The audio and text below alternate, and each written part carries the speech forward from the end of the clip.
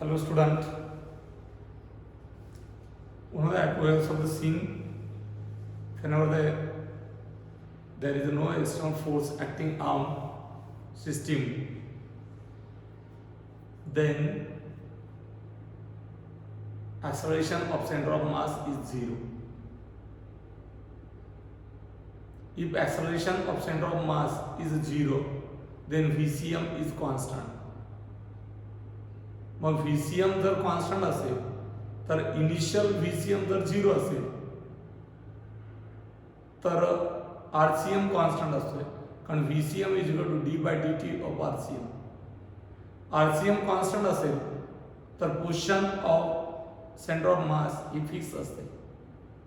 But initial VCM जर V0 असेल तर VCM हा बदलत नाही, आहे तोच राहतो, कारण acceleration ACM is equal to 0 असते. ॲक्सलरेशन 0 असेल तर VCM कॉन्स्टंट असतो. हे आपण पाहिलेलं आहे. आज आपण त्यावरती प्रॉब्लेम पाहणार आहोत. Here two particles of masses 2m and 3m are placed separation small d on smooth surface.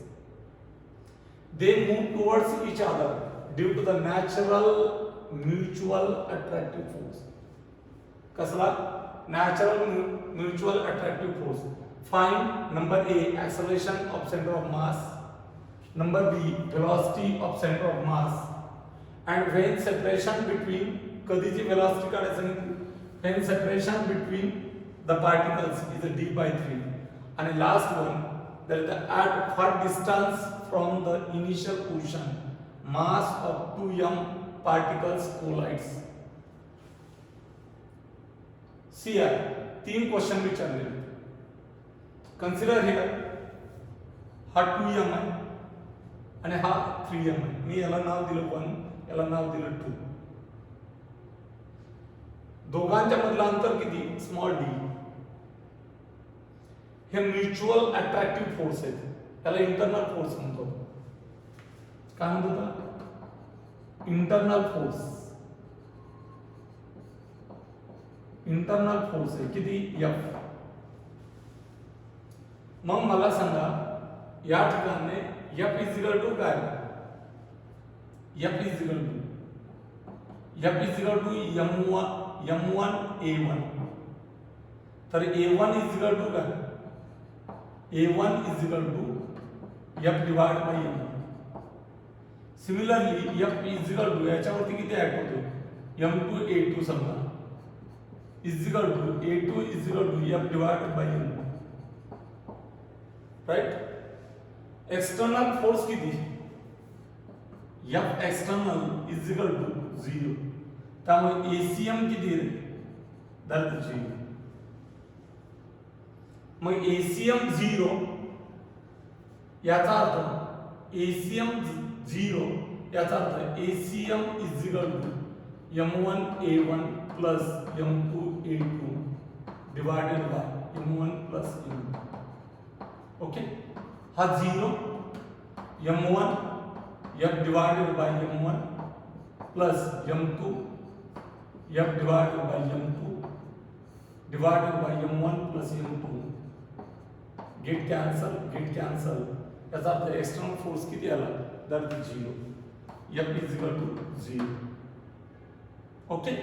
आपल्याला काय विचारलंय?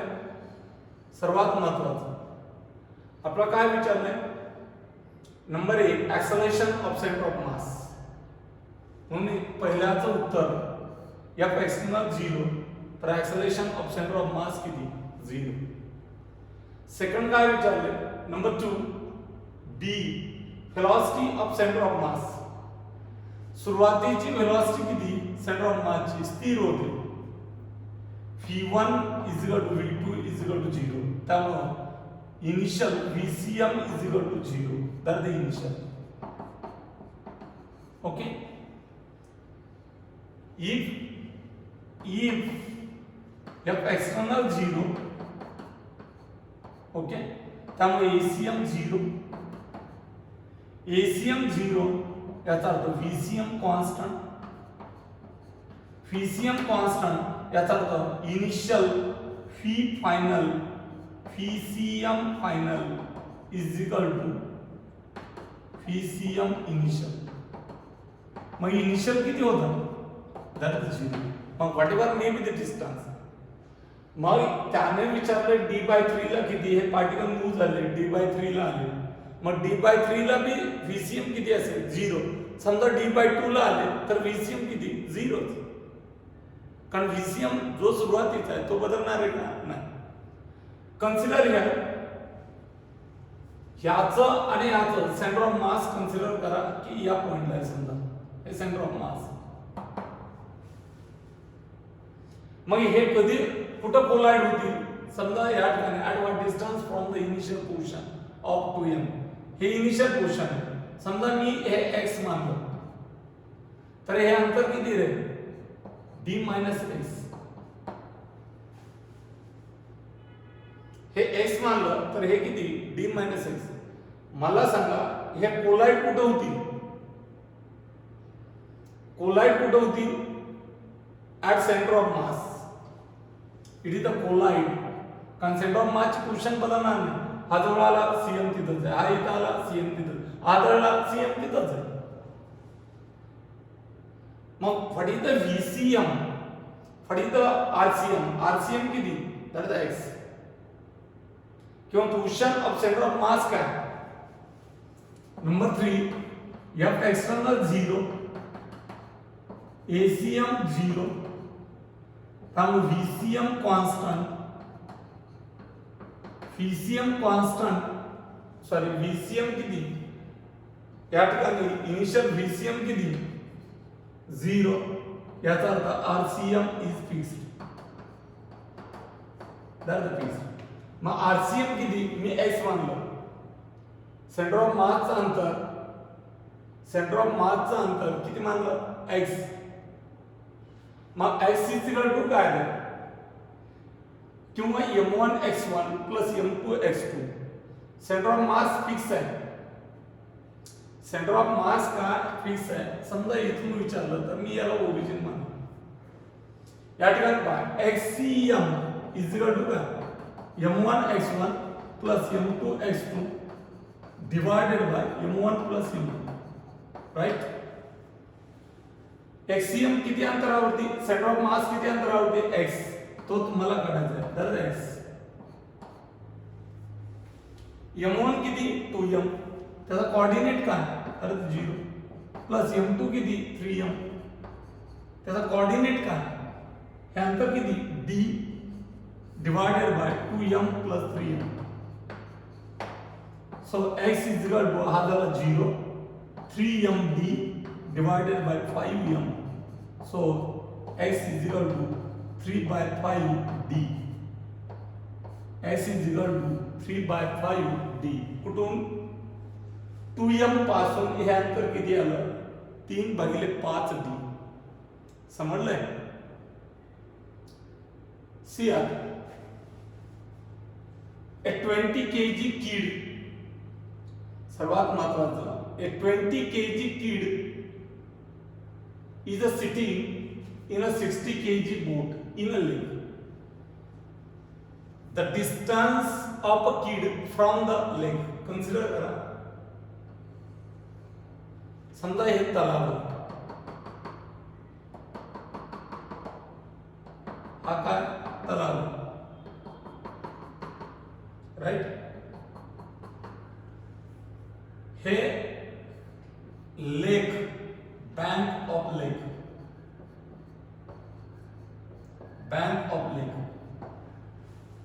म्हणजे कड. समजा या ठिकाणी मी ही बोट घेतो ग्रीन कलरची. राइट. आणि इथे हा मुलगा घेतो. हा मुलगा समजा हा मुलगा बोटेच्या कुठे तो? या कडेला. A 20 kg kid is sitting in 60 kg boat in a lake. The distance of kid from bank of lake. Distance of kid distance of kid from bank of lake, हे किती अंतर आहे? 20 मीटर या मुलाचं, राईट. त्यावेळेस centre of मास समजा consider करा हा नसेल, तर सेंटर ऑफ मास कुठे असेल? याच्या सेंटरला, बोटीचं. पण ज्यावेळेस हा इथे या कडेला उभा आहे त्यावेळेस याचा सेंटर ऑफ मास कुठं जाईल? एका बाजूला, या बाजूला असेल, जिकडे मास जास्त आहे तिथे हे सेंटर ऑफ मास सीएम.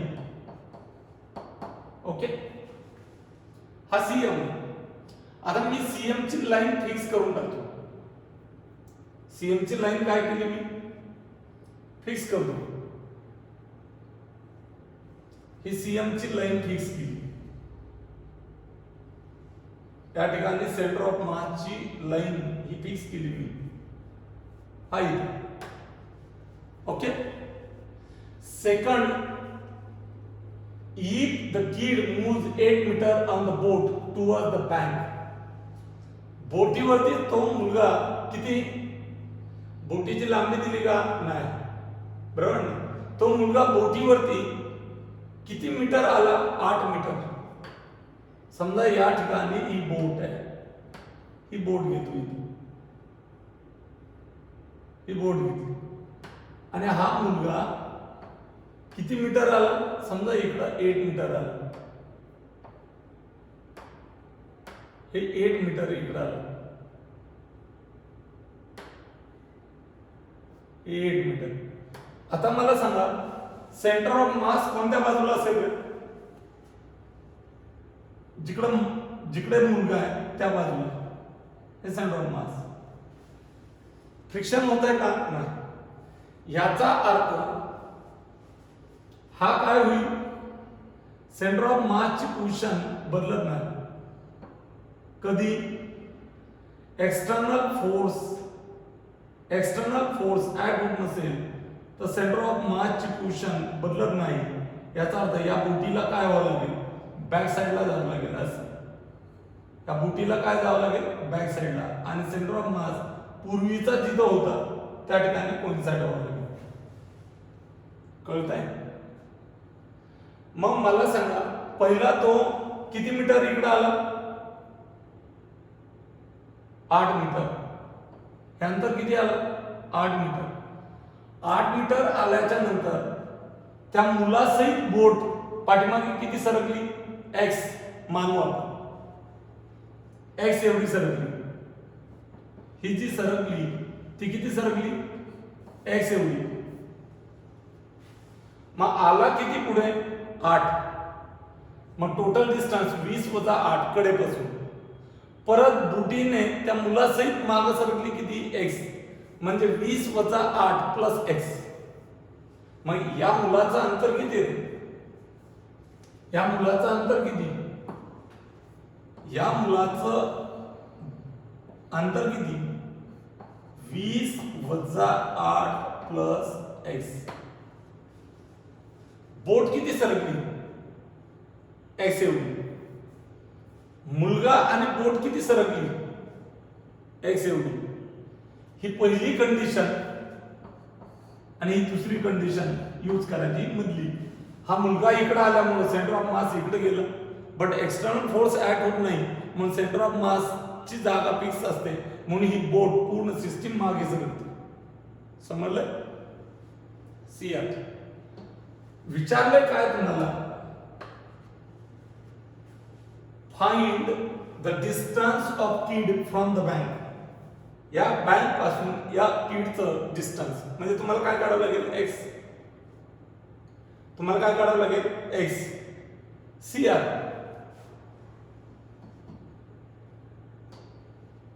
समजा या ठिकाणी f एक्सटर्नल किती? 0. याचा अर्थ ACM किती? 0. याचा अर्थ VCM किती? कॉन्स्टंट. मग इनिशियल VCM जर 0 असेल तर VCM इज इक्वल टू काय? VCM इज इक्वल टू काय dr by dt.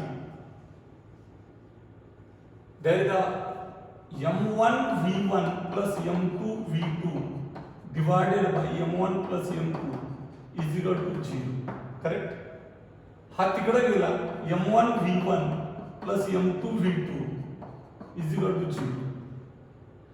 m1 is equal to d1 by t plus m2 into d2 by t distance divided by time is equal to 0. Time cancel, एकाच वेळेचं displacement आहे. m1 d1 is equal to m2 d2 minus येतं but magnitude. मग एका बॉडीचं mass गुणिले तिने केलेलं displacement with respect to ground. काय म्हणलं मी? With respect to ground. समजा या ठिकाणी समजा ही बोट आहे आणि या ठिकाणी हा मुलगा आहे. समजा हा मुलगा आहे, हा इथून इथपर्यंत आला, हा इथपर्यंत, हा इथपर्यंत आला, हा इथपर्यंत असा. हा विथ रिस्पेक्ट टू बोट आला, पण सेंटर ऑफ मास कोइन्साइड होण्यासाठी पूर्ण बोट हे काय झाली सरकली पाठीमागे. याचा अर्थ या मुलाने अंतर किती कव्हर केलं या ठिकाणी एक्झाम्पल मध्ये 8 मीटर होतं. हे 8 मीटर विथ रिस्पेक्ट टू बोट आहे, पण विथ रिस्पेक्ट टू ग्राउंड हे अंतर त्याने कव्हर किती केलं? इथून एवढंच झालंय कव्हर. म्हणजे ही पाठीमागे किती सरकली x. हे टोटल अंतर किती होतं 8, मागे सरकली x. म्हणजे इथून एवढं डिस्प्लेसमेंट केलं. Initial position to final position 8 minus x. Right? बरोबर ना? मग या ठिकाणी ऍक्च्युअल या मुलाने डिस्प्लेसमेंट किती केलं 8 minus x. पण मी शॉर्ट की यूज करतोय. समजा या मुलाचं मास किती m1, त्याने डिस्टन्स किती घेतलं डायरेक्ट घेतला 8 metre with respect to boat. m2 काय पूर्ण सिस्टीम मागे सरकते, म्हणजे कोण मुलगा आणि बोट. मग m2 काय घ्यायचं मुलाचं मास आणि बोटीचं मास टोटल इनटू या बोटीचं झालेलं डिस्प्लेसमेंट. लक्षात आलं? CM. मी ही शॉर्ट की यूज करतो. आता मला सांगा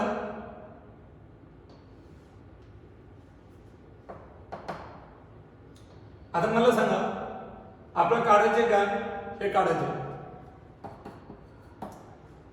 बँक ऑफ लेक पासून त्या मुलाचं फायनल डिस्टन्स किती. मी शॉर्ट की यूज करतोय. एक्सटर्नल फोर्स किती? या external is equal to 0, ACM is equal to 0, VCM is constant that is 0. Initial rest हा कसा आहे रेस्ट आहे सुरुवातीचा. म्हणून m1 v1 m2 v2. त्यामुळे VCM 0 याचा अर्थ RCM फिक्स. RCM फिक्स म्हणून centre of mass me fix केलं. फिक्स होण्यासाठी या बोटीला मागे सरकावं लागलं. सेंटर ऑफ मास बदलत नाही. कळतंय ना? म्हणून m1 d1 is equal to m2 d2. Right? Mass of a boy into distance of a boy is equal to mass कौन सरकलाय boy plus boat. Okay into distance of boy plus boat. मग या ठिकाणी काय मास of boy किती आहे 20 kilo दिले. Distance of boy किती सरकले 8 मीटर पुढे आला.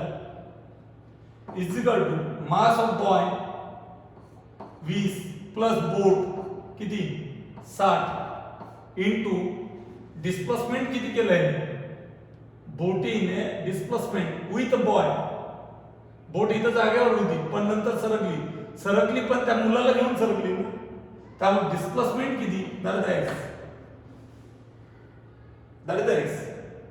So 8 16 160 is equal to 80 x get cancel x is equal to 2 metre right x is equal to 2 metre तर distance of boy from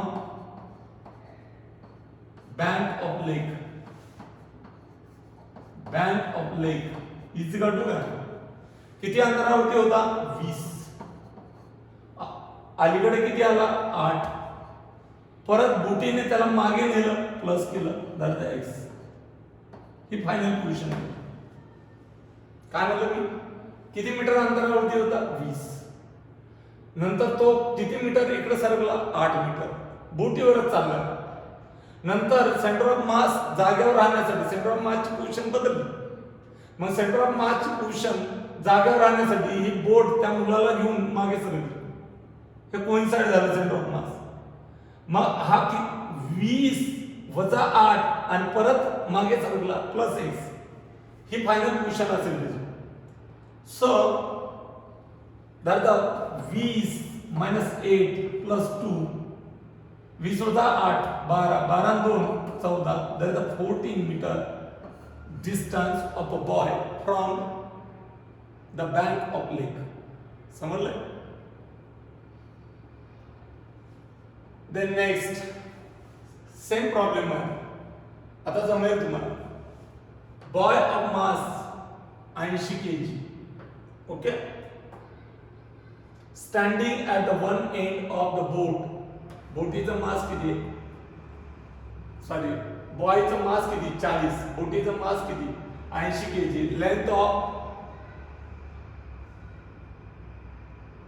length of 6 meter in river standing at one end of the boat of length बोटीची लांबी किती 6 metre बोटीची लांबी किती 6 metre now the boy reaches the other end of boat म्हणजे किती metre सरकला असेल हे एंड ही नदी इकडं समजा या ठिकाणी ही बोट या बोटीची लांबी किती 6 मीटर हा इथं मुलगा बरोबर ना now the boy reaches the other end boy कुठं पोहोचला other end ला म्हणजे 6 मीटर अलीकडे आला सेंटर ऑफ मास पहिलं कुठं होतं सेंटर ऑफ मास इथं सेंटरला बोटीचं पण मास या साईडला जास्त झालं म्हणून हे सेंटर ऑफ मास हे सेंटर ऑफ मास आता सेंटर ऑफ मास इकडे इकडं मुलगा त्यामुळे बोट काय होईल सेंटर ऑफ मास कोइन्साइड होण्यासाठी पाठीमागे जाईल ही काय होईल ही इथं आहे इथून पाठीमागे जाईल एवढी पाठीमागे म्हणजे किती पाठीमागे सरकली ही एवढी इज अ टोक ही एवढी पाठीमागे सरकली मग हा किती पुढे आला 6 मीटर बोटीने पाठीमागे किती नेला x म्हणजे पुढे किती आला 6 मायनस x हे अंतर किती डिस्प्लेसमेंट किती झालंय मुलाचं 6 मायनस x ऍक्च्युअल बोटीवर चाललेला आहे बोट प्लस मुलगा किती पाठीमागे सरकला x आणि मुलगा फक्त किती सरकला 6 मीटर आता या ठिकाणी बोट 80 तिची लांबी किती 6 metre now the boy reaches the other end of boat find the distance moved by the boat किती सरकली रे x and the distance traveled by boy as seen from the bank of river दोन question विचारलेत अजून the system is rest system कशी rest आणि no frictional force मग मला सांगा सुरुवातीचं अंतर किती माहित नाही आपल्याला standing at one a boy of mass 40 kg standing at one end of the boat. Burden of 6 meter in boat of length 6 meter. Okay. Now boy reaches to the other end of boat. Find the distance moved by the boat. Okay, and the distance traveled by boy as seen from the bank. हे सुरुवातीचं अंतर मानू आपण किती x0 बरोबर आहे. मग आता हे अंतर किती असेल हे विचारलं तुम्हाला एक आणि दुसरं x विचारलं किती x0 minus 6 plus x is equal to question एक आहे. मला सांगा या ठिकाणी m1 d1 is equal to काय m1 d1 is equal to m2 d2. Okay. Mass of boy किती 40 इंटू डिस्टन्स किती कव्हर केलं बोटीच्या लांबीवर is equal to mass of boy 40 बोटीचं अंतर किती बोटीचं डिस्टन्स किती बोट बोट बोट बोट बोट सॉरी बोटीचं मास किती 80 इंटू किती डिस्प्लेसमेंट झालं x 6 चौक 24 240 is equal to 120. Okay into x तर x इज इक्वल टू किती 2 मीटर. एका प्रश्नाचं तुम्हाला उत्तर मिळालं काय distance moved by the boat. मग distance moved by the boat किती distance moved by boat x is equal to किती 2 मीटर. आणि दुसरं काय विचारलंय and the distance traveled by boy as seen from the bank. Bank पासूनचं अंतर नाही विचारलं तुम्हाला. मुलाने तुम्ही समजा इथे हे इथे ओके सुरुवातीला मुलगा कुठं होता या ठिकाणी फायनल मुलगा कुठं आहे इथे. मग तुम्हाला त्या मुलाने किती अंतर कव्हर केलं हे जाणवेल. ही इनिशियल पोझिशन आहे ही फायनल म्हणजे हेच अंतर काढायचे ना तुम्हाला हे लक्षात आलं. मग मला सांगा इनिशियल पोझिशन समजा हा टोटल इथं किती आला 6 मीटर मागे किती सरकला x तर त्याने टोटल अंतर कव्हर किती केलं 6 वजा x.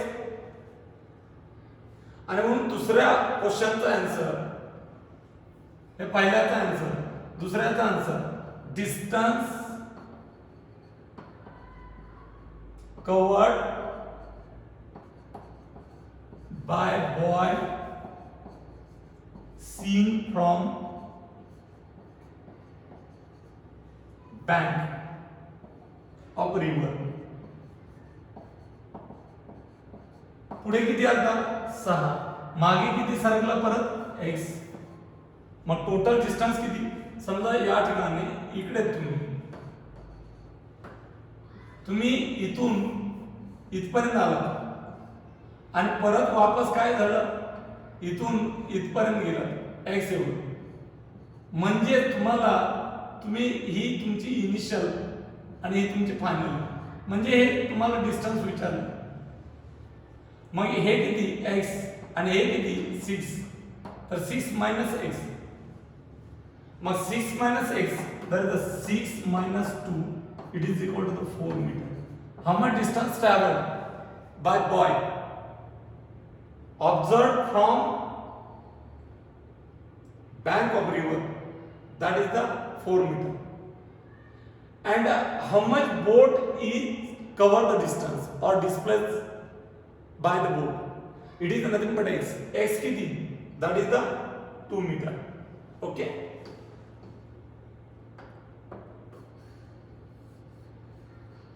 सेम प्रॉब्लेम आपण वापरणार आहेत त्याच पद्धतीचा सी आहे.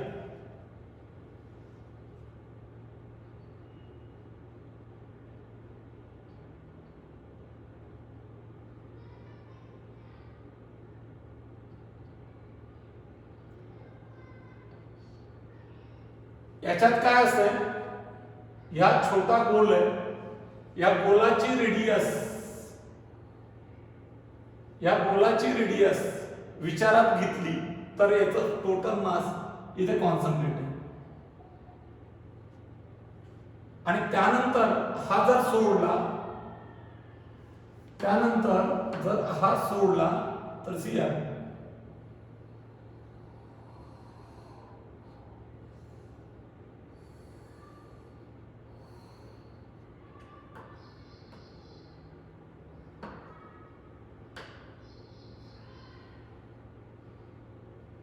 तो काय म्हणतो, हा इथं होता, याचा मास आहे इथे आणि हे सेंटर आहे त्याचं. आता मला सांगा, हा नसेल तर सेंटर ऑफ मास सिमेट्रिकल आहे, इथं असेल, पण हे मास इकडे असल्यामुळे सेंटर ऑफ मास या साईडला असेल, हे सीएम. हा गोळा जर खाली आला तर इथं स्थिर होईल. म्हणजेच आता सेंटर ऑफ मास कुठे असेल, सेंटर ऑफ मास या ठिकाणी असेल, हे सेंटर ऑफ मास. मला सांगा एक्सटर्नल फोर्स किती, F external 0, ACM 0, PCM constant, initial rest याचा अर्थ व्हीसीएम 0, याचा अर्थ RCM portion vector of centre of mass is fixed. याचा अर्थ सेंटर ऑफ मास हा फिक्स आहे. सेंटर ऑफ मास जर फिक्स्ड असेल, तर याला काय व्हावं लागेल, बरोबर सेंटर ऑफ मास एका खाली एक आलं पाहिजे. आता या ठिकाणी पहा, सेंटर ऑफ मास हे इथं आहे आणि हे सेंटर ऑफ मास इथं आहे, एवढा डिस्टन्स आहे दोन्ही मध्ये. याचा अर्थ सेंटर ऑफ मास बदललंय. मग सेंटर ऑफ मास बदलतं का, नाही बदलत. मग बदलत नाही तर ही पूर्ण सिस्टीम काय होईल रे,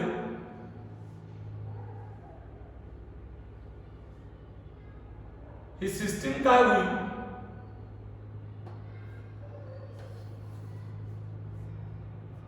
ही सिस्टीम कंप्लीट काय होईल, या ठिकाणी पुढे येईल.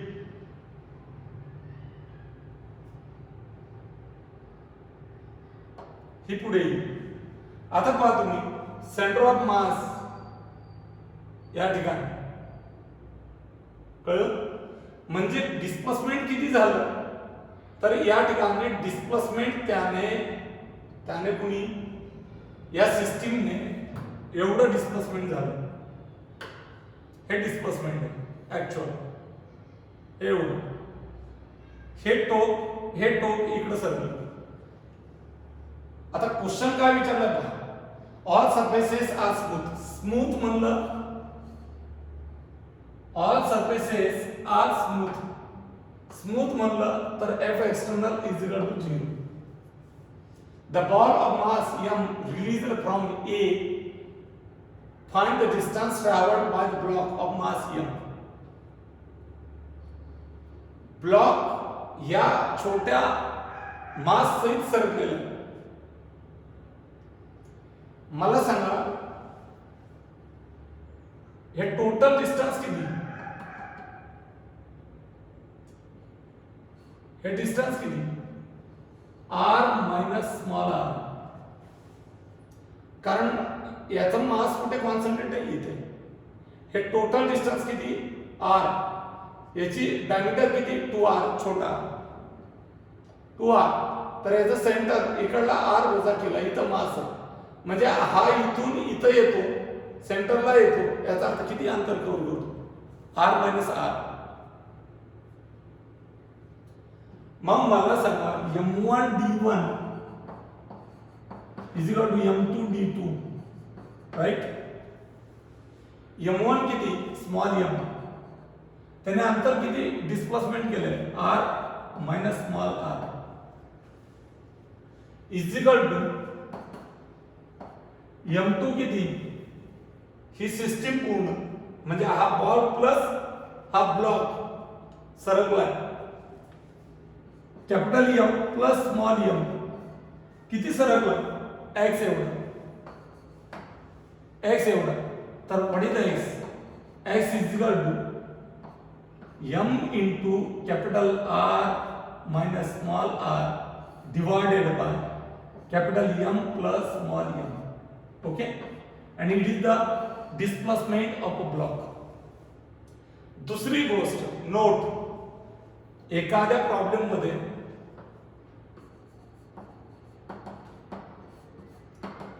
Small r is equal to 0 negligible दिलेला असतो, म्हणजे स्मॉल r दिला नसेल, स्मॉल r दिला नाही म्हणजे हे टोटल मास कुठे असतंय, एंडला. मग हे अंतर किती घेणार, तर कॅपिटल R घ्यायचं, स्मॉल r निग्लिजिबल घेतला तर r. मग काय येईल रे, small m1 d1 is equal to m2 d2, हे शॉर्ट की m1 किती, m डिस्प्लेसमेंट किती केलं, capital R is equal to total mass किती सिस्टीमचं, m plus small m into x, तर x is equal to m into capital R divide by m plus small m. Okay, या पद्धतीने तुम्हाला problem solve करायचे, समजलंय. Okay, we can stop here.